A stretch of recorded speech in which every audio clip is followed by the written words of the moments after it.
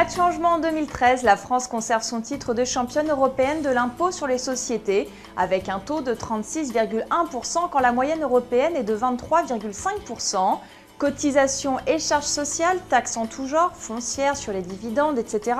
L'imposition peut paraître importante pour tout étranger qui souhaiterait implanter sa société dans l'Hexagone. Pour autant, la réalité est quelque peu différente, c'est ce que nous verrons au cours de cette émission en compagnie de nos fiscalistes. Les règles fiscales applicables aux entreprises étrangères qui s'implantent en France sont les mêmes que celles des sociétés françaises, qui sont assez simples, puisque l'impôt sur les sociétés est à 33% et la TVA est entre 5,5 et 19,60%, la TVA collectée. Le régime de TVA étant le même que dans les autres pays qui le pratiquent. Un taux donc élevé, tout comme les charges sociales dues par l'employeur. Les salariés français sont très bien couverts par la sécurité sociale d'une part, qui est l'organisme national, par des mutuelles d'autre part. Et le coût de l'ensemble est élevé puisque lorsqu'une entreprise verse 100 € net à un salarié, le coût pour l'entreprise est de 180. Jusqu'ici, pas de surprise, on ne peut nier que l'impôt qui pèse sur les sociétés et les charges sociales sont élevées. Pour autant, la fiscalité est souvent plus complexe qu'elle n'y paraît.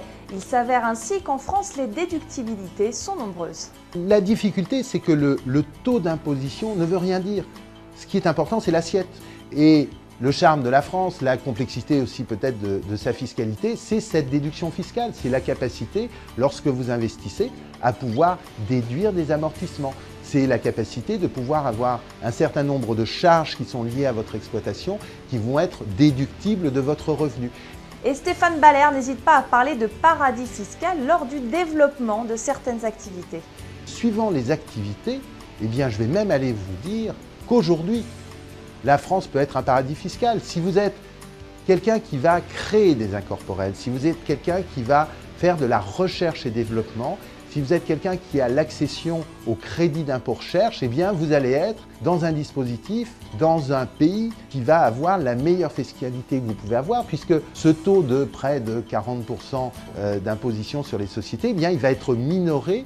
Finalement, ce qui freine davantage les entrepreneurs étrangers, c'est davantage l'instabilité fiscale qui semble caractériser la France.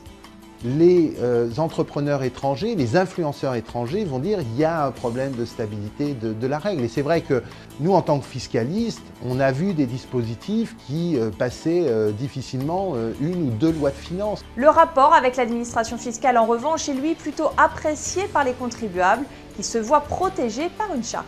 Vous allez avoir en fait des éléments qui vont protéger le contribuable vis-à-vis de l'arbitraire de l'administration et notamment qui vont administrer les règles de preuve. On retiendra donc que la fiscalité française est complexe, s'entourer des conseils de spécialistes peut dans ce cas être fortement recommandé.